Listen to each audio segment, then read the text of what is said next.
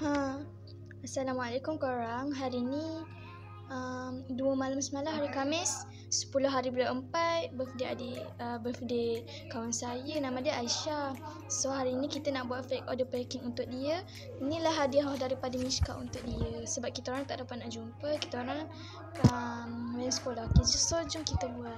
So dia suka cinnamon, saya bagi cinnamon. Kita bagi dia onigiri, dia pun suka onigiri.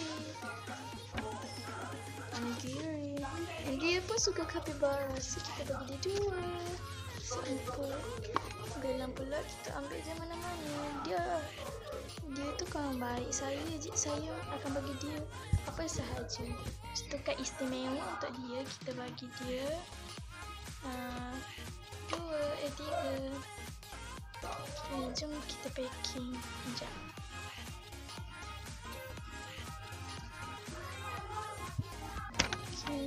Kita masukkan lakat.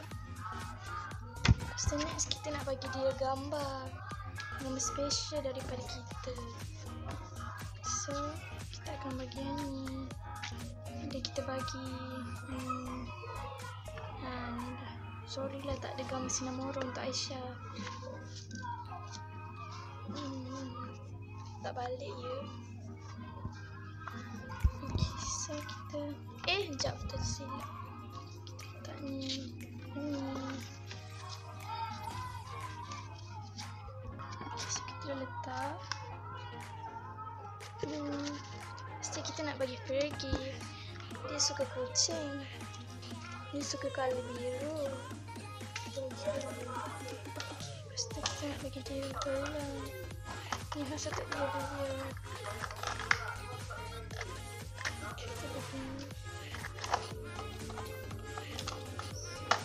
Thank you.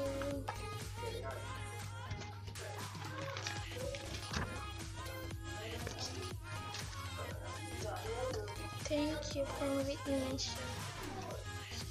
Happy birthday Aisyah, my bestie. 2 malam semalam, jangan lupakan saya hari Khamis 10 hari 4 sore wish lewat. Bye. Terima kasih kawan saya. Jangan lupa subscribe Pretty Cherry Official.